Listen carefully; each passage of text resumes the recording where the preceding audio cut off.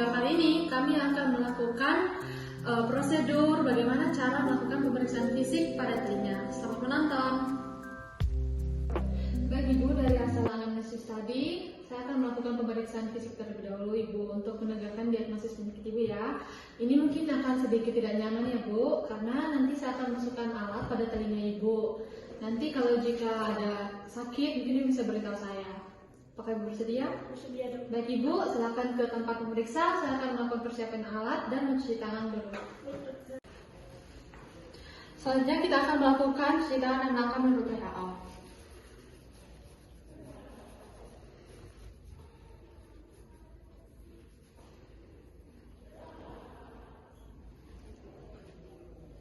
Lalu kita bilas menggunakan air mengalir.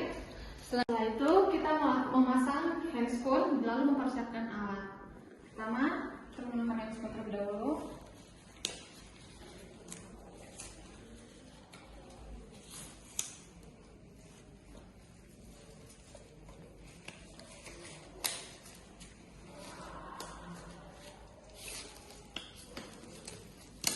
Lalu untuk alatnya kita menggunakan ada headlamp, kemudian ada otoscope.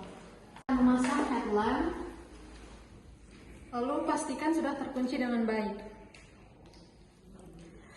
Baik Ibu, saya mulai ya. Pertama-tama kita melakukan inspeksi pada bagian telinga bagian luar. Kita melihat apakah ada hiperemi, apakah terdapat edem, mungkin ada perubahan bentuk pada telinga pasien, mungkin apakah terdapat mikrotia.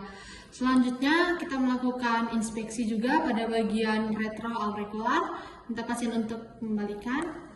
Kita lihat juga apakah terdapat mungkin ada edem, ada hiperemi atau tidak. Selanjutnya kita juga melihat mungkin ada fistel, ada kista pada bagian depan aurikula. Selanjutnya kita melakukan pemeriksaan apakah terdapat nyeri pada tragus. Kita menekan apakah terdapat nyeri Bu? Tidak. Selanjutnya kita melakukan pemeriksaan apakah terdapat nyeri tarik. Permisi ya Bu, saya tarik. Nyeri Bu? Tidak. Selanjutnya saya akan melakukan inspeksi menggunakan headlamp. Pertama-tama kita mengatur cahaya dengan posisi 30 cm dari telapak tangan. Setelah itu kita inspeksi pada bagian MAE-nya apakah terdapat serumen, apakah terdapat kotoran ataupun benda asing. Selanjutnya untuk menilai dari membran timpaninya kita bisa menggunakan alat yang namanya otoscope. Selanjutnya pertama-tama kita mengatur cahayanya terlebih dahulu pada telapak tangan. Setelah itu kita masukkan ke dalam telinga. Permisi ya Bu. Kita lakukan pada telinga yang normal terlebih dahulu. Kita tarik, fiksasi. Permisi ya Bu. Lalu kita nilai membran timpaninya. Kemudian sebelumnya kita lihat apakah terdapat serumen, ada mungkin cairan pada telinga atau kotoran ataupun benda asing. Kemudian kita lihat pada membran timpaninya apakah intak atau mungkin ada perforasi. Kemudian untuk perforasinya kita bisa melihat apakah perforasinya besar atau kecil.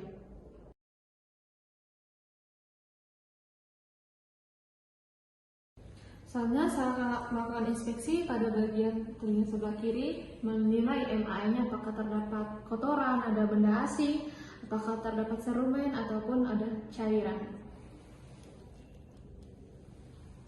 Lalu kita menggunakan otoscope lagi, kita mengatur cahayanya. Lalu kita untuk melihat pada membran timpaninya.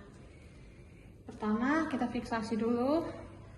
Kita lihat pertama-tama di MAE-nya apakah dapat serumen, ada cairan pada telinga. Selanjutnya kita menilai pada membran timpani dari telinganya apakah intak atau tidak. Kemudian kita juga melihat apakah mungkin ada perforasi dan kita juga mengidentifikasi perforasinya kecil ataupun besar. Baik, pemeriksaan telah selesai. Baik Ibu, untuk pemeriksaannya telah selesai. Silakan kembali pada meja anamnesis. Saya akan melakukan cuci tangan dan melepas handscoon. Setelah itu kita melakukan pelepasan dari handscoon. Kemudian kita membuangnya pada sampah medis.